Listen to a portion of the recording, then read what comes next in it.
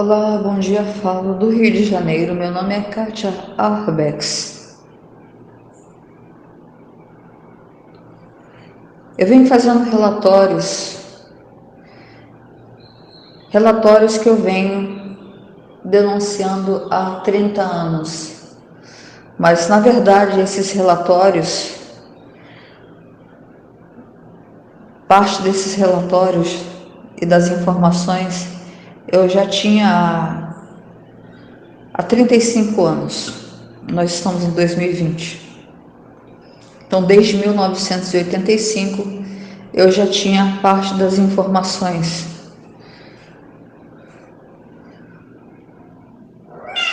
Por ter trabalhado em área militar, em 1981, ter trabalhado na Comissão de Implantação do Sistema e Controle do Espaço Aéreo, na Rua Santa Luzia, no edifício Clube de Aeronáutica, no 28º andar, onde ficava a CCA.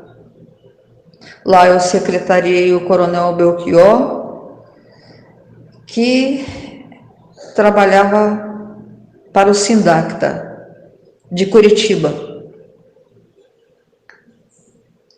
Depois eu fui trabalhar no aeroporto Santos Dumont como secretária do Brigadeiro Eduardo Mário de Melo Santos, Major Brigadeiro Eduardo Mário de Melo Santos, na presidência. Eu criei 2 crianças que seriam filhos de pais de adoção.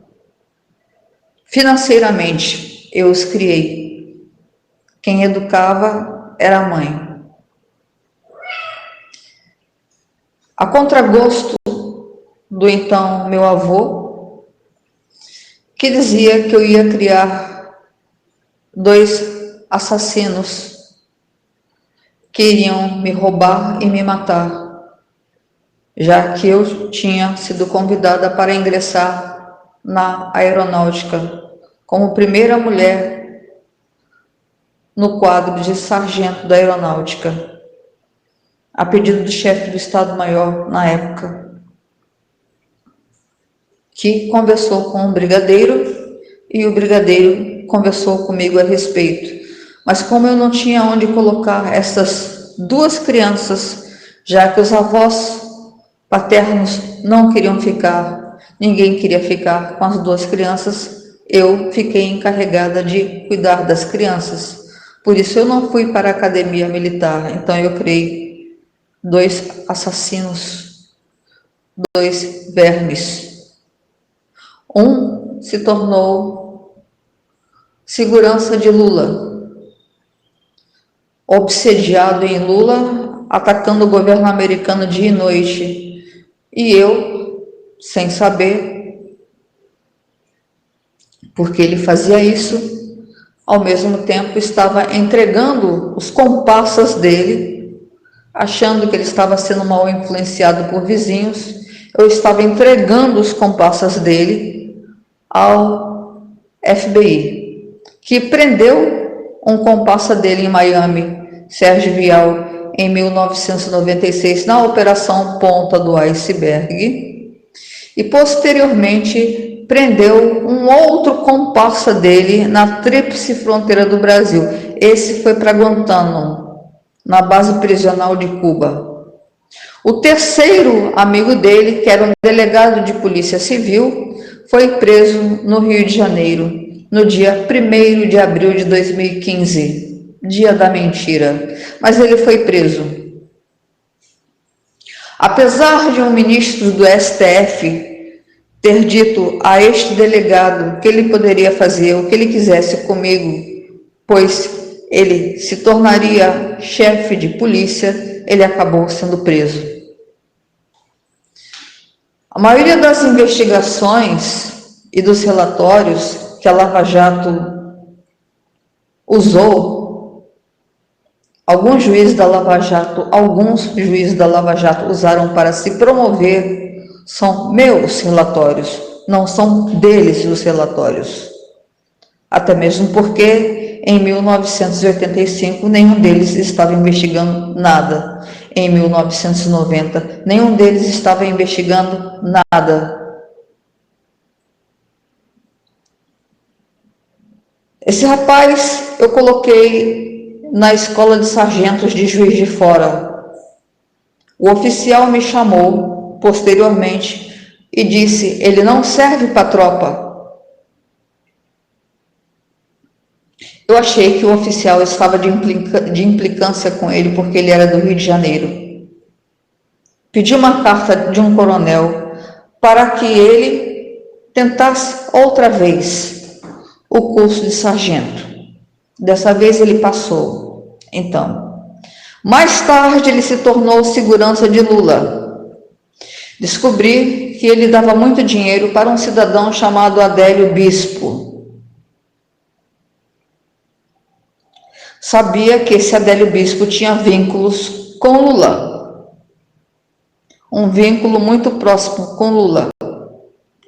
Mas Márcio dos Santos Arbex era o autor dos repasses de dinheiro a Adélio Bispo.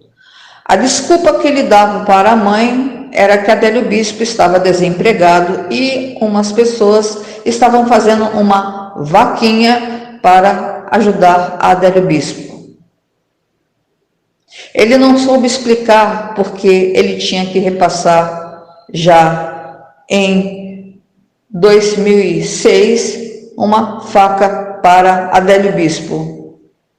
Segundo ele mesmo disse para a mãe, Adélio Bispo estava acabando com as reservas de facas dele. As facas que Adélio Bispo usava tinham um líquido especial. Se a pessoa não morresse de hemorragia, porque as facadas eram sempre na altura do pulmão, a pessoa morria de infecção generalizada. Márcio dos Santos Arbex era amigo de 3 ministros do STF, que a ele foram apresentados por Lula, já que ele era o segurança de Lula e frequentava as festas na casa de Nicolás Maduro em 2011, quando Lula já não era mais o presidente do Brasil. Márcio dos Santos Arbex e Ana Paula dos Santos Arbex conseguiram fazer da minha vida um verdadeiro inferno.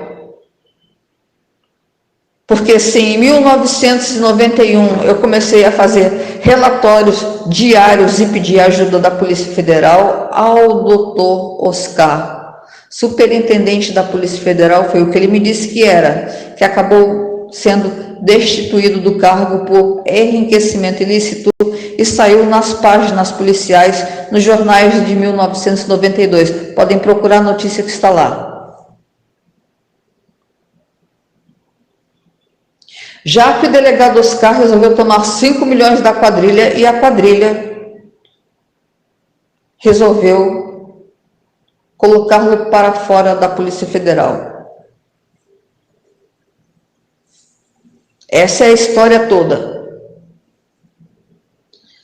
Eu não entendia por que esses 2 vermes fizeram da minha vida um inferno e tornaram-se amigos de um maldito islâmico que com os comparsas explodiram a AMIA em Buenos Aires em 1994. A investigação que está rolando desde 1994, mas ninguém prende os verdadeiros culpados.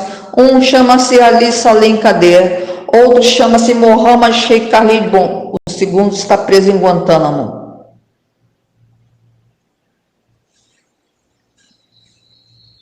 O melhor amigo de Márcio foi preso pelo FBI em Miami em 1996.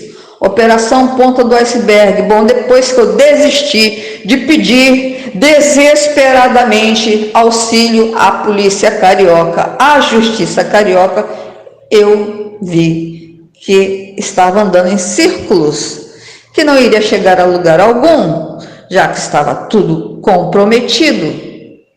Então, eu passei a mandar as provas para o FBI em 1994. Por isso, em 1996, houve a prisão à ponta do iceberg e a minha vida se tornou uma verdadeira gincana no quinto dos infernos. Porque esse sargento do exército, que agora é subtenente do exército, deveria ser preso e expulso da corporação. A irmãzinha dele era amante do ex-governador Sérgio Cabral, que eu entreguei no Ministério Público e ele está preso. Mas, se eu tivesse entregue ele só no Ministério Público, ele estaria solto. Para vocês conseguirem entender como funciona a injustiça brasileira. A justiça brasileira não tem endereço certo. Quando uma pessoa tem na contabilidade alguns ministros, alguns juízes que gostariam de ser futuros presidentes do Brasil,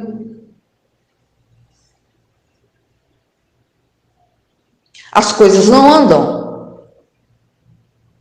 Adélio Bispo está no hospício para que ele não entregue Lula, para que ele não entregue o general de confiança de Lula e o contrabando de minérios, para que ele não entregue o sargento, que agora é subtenente, Márcio dos Santos Arbex. Ele não é meu irmão, ele não é do meu sangue. A mãe dele, esta senhora, entrou na maternidade e assassinou a minha mãe, porque ela queria se casar com o meu pai. E para isso ela precisava dizer que estava grávida. E como ela não estava grávida, ela precisava de um bebê, ela precisava de matar a noiva, que era a minha mãe. Ela não pensou duas vezes. Ela matou a minha mãe na maternidade, ela me sequestrou. E ela só me contou o que ela fez em 2016, faltando dias para ela morrer, porque ela queria o meu perdão.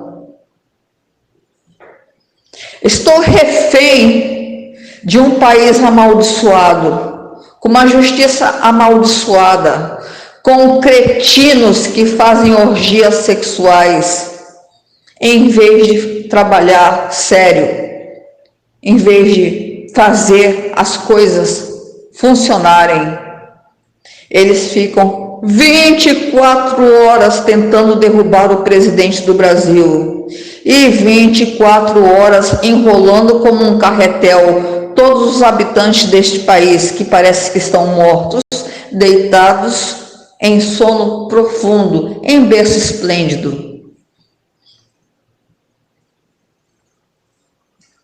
Estou mandando a fotografia do vagabundo, do Márcio dos Santos Arbex, este vagabundo aqui, e da prostituta que ele mora, provavelmente um transexual, porque tem uma bola na garganta. Vocês vão observar que tem uma bola na garganta. Ele gostava de travestis. Ele tinha uma coleção de revistas que homens saíam com outros homens, mas tinham peitos de mulher. Essa era as escolhas dele. Claro, ele não podia ser diferente do pai dele. O pai deste homem era pederasta. Eu considero a pederastia uma doença mental. Mas, infelizmente, depois que o comunismo tomou conta do Brasil, as ordens se inverteram. Os pederastas são pessoas normais e as pessoas normais são loucas. Assim é o que eles acham. Então eu estou mostrando para vocês aqui quem é que repassava o dinheiro para Adélio Bispo. Esfrega a foto deste cara aqui na cara do Lula. Eu quero ver quantos homens tem no país agora e quantas pessoas realmente gostam do Bolsonaro. Ele trabalha no batalhão de Juiz de Fora. Foi em Juiz de Fora que foi tramada a morte do presidente Bolsonaro. Eles atraíram o Bolsonaro para Juiz de Fora porque eles sabiam que eles iriam matá-lo em Juiz de Fora. Estava tudo programado.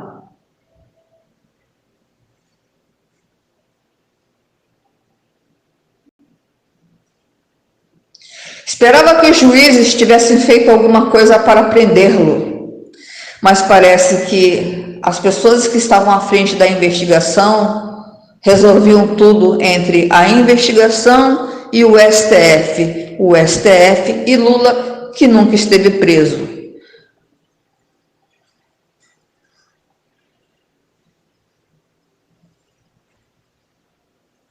Lula esteve hospedado nas dependências da Polícia Federal. Não se enganem, Lula jamais esteve preso. Ele esteve hospedado nas dependências da Polícia Federal, dando entrevistas para o Le Monde francês e para alguns astros que vieram visitá-lo achando que o assassino Barrabás era inocente. Lula também é um assassino, ele mandou matar Celso Daniel, e Celso Daniel, eu posso lhe dizer que era um homem digno, não era metido com corrupção, coisíssima nenhuma. Celso Daniel acreditava nos amigos. Celso Daniel estava sendo ameaçado dia e noite por Lula, desde 1994, ok? Celso Daniel me confidenciou que era ameaçado por Lula, que era maltratado pela esposa, porque a esposa tinha sido namorada de José Dirceu na época da juventude. E Lula tinha José Dirceu como um guru, porque psicopatas são assim. Todo psicopata é comunista. Não existe um psicopata na face da terra que não seja comunista. Eles já são escolhidos por isso. Gostam de boa vida, gostam de se dar bem, gostam de coisas caras às custas dos outros.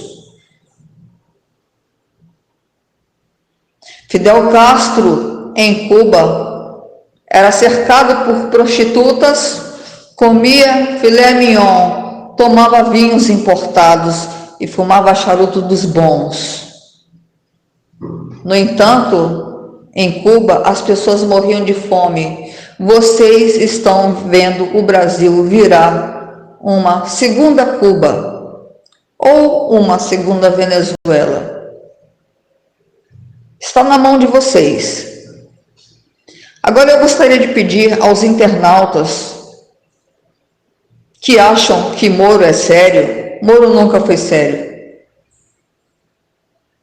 Se ele fosse sério, ele teria mandado me chamar, teria me dado proteção, teria lido as 500 páginas de fraude processual que foram feitas contra mim. Ele sempre pensou nele e na mulher dele. Fútil.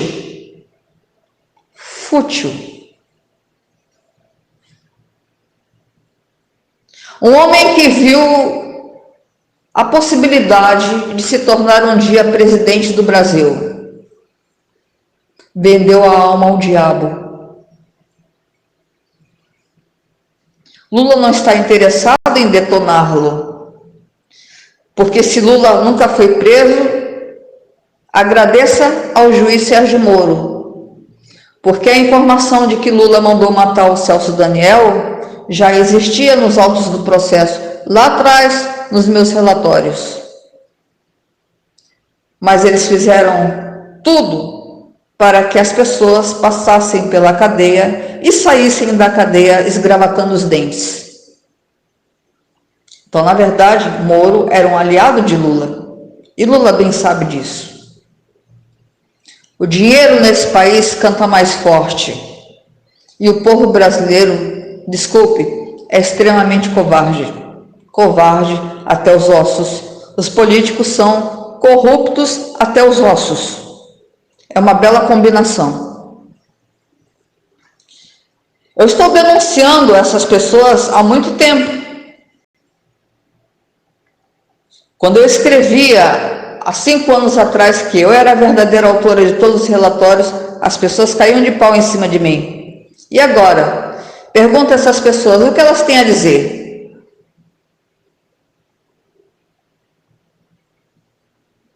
Se tivesse escancarado a investigação, o STF não sobreviveria. Porque 2 advogados que se tornaram ministros do STF extorquiam Marcelo Odebrecht.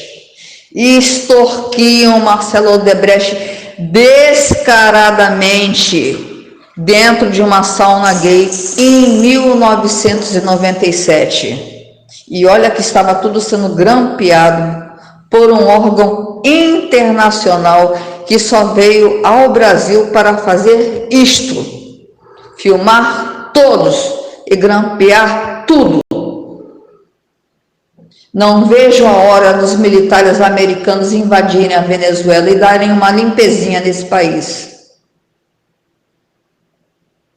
Meu nome é Kátia Arbex.